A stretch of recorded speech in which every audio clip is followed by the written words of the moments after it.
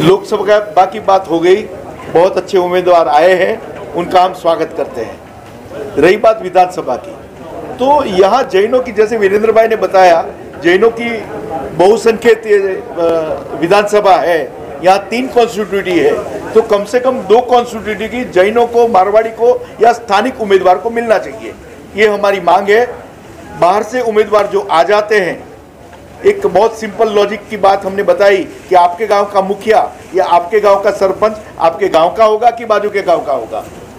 तो हम चाहते हैं कि हमारी लोकल कॉन्स्टिट्यूटी को उन सब बातों का, सब उनके प्रॉब्लम का मालूम है, एक दूसरे से अपने आप को मिले हुए हैं, तो उनको लोकल कॉन्स्टिट्यूटी को ये ऊपर तक बात जानी चाहिए कि लोकल कैंडिडेट को सीट मिलना चाहिए। यहाँ की बहुत सारी प्रॉब्लम अभी भी है, जैसे कि आज बोरीवली में एक मेडिकल कॉलेज या बड़ी कॉलेज नहीं है। बोरीवली में विरार से अंधेरी तक कोई स्कूल नहीं है, कोई हॉस्पिटल नहीं है। तो फेरियाओं की समस्या है, ट्रैफिक की समस्या है, रोड कनेक्शन की समस्या है। तो ये सब समस्याओं का निराकरण यहाँ का लोकल आदमी जितनी अच्छी तरह से समझ पाएगा, उतना बाहर का कैंडिडेट नहीं समझ पाएगा। इसलिए हमें लोकल कैंडिडेट की जरूरत है और ये हमारी मांग है।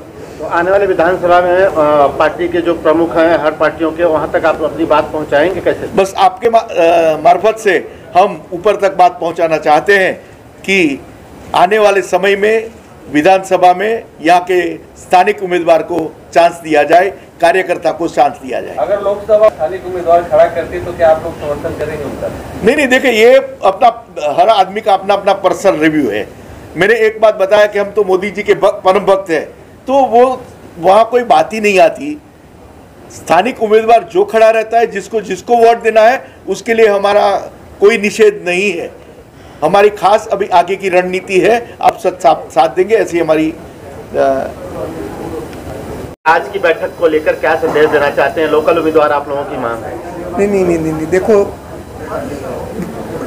6 लोकल विधानसभा है, तो हमारी मांग ये थोड़ा समझने में और थोड़ा समझाने में हम कामयाब रहेंगे मैं कि 6 कैसे, मतलब 6 विधानसभा में से एमपी तो एक ही होगा ना, तो कहीं से भी आ सकता है। और हम तो खुश है बहुत कि प्रधानमंत्री नरेंद्र भाई मोदी जी ने अपने प्रतिनिधि, अभी उनको जाना था मेक्सिको, उनकी जगह पे उनको भेजा पीयूष गोयल जी को। तो हम तो खुश है कि हम तो यही समझ रहे कि प्रधानमंत्री ने अपने प्रतिनिधि को बोरीवली में भेजा है, जो आने वाले दिनों में बहुत अच्छी कैबिनेट लेवल के मिनिस्टर होके भारत के लिए बहुत अच्छा काम करेगा। लेकिन सर, इसके पहले जो उम्मीदवार बोरीवली में रहने वाले भी नहीं है। देखो, स्थानिक मेंबर ऑफ पार्लियामेंट का काम स्थानिक नगर सेवक का है और एमएलए का है। स्थानिक काम तो ये 2 चीज़ का है। मेंबर ऑफ पार्लियामेंट तो ये स्थानिक नगर सेवक से, ये इनसे बात करके समस्याओं बैठ के हल करेगा। मेंबर ऑफ पार्लियामेंट तो वही हल करेगा ना।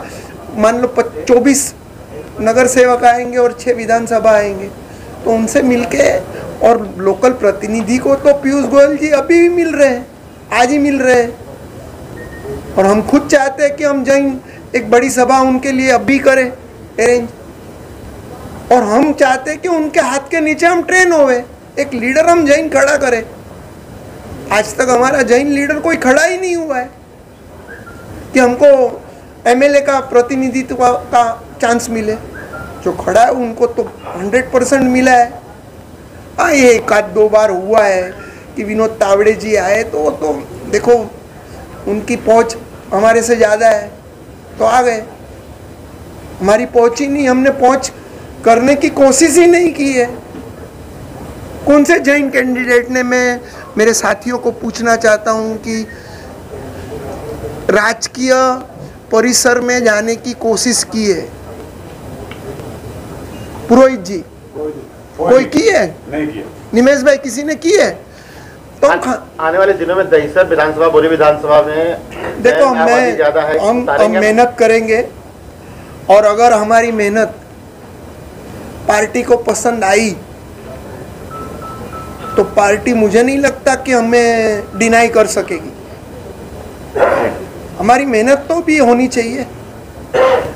हम हमारे परिसर में मशगूल रह गए तो पॉलिटिक्स तो बहुत बड़ी, सारे समाज को लेके चलना है ना, सिर्फ एक समाज को लेके नहीं चलना है।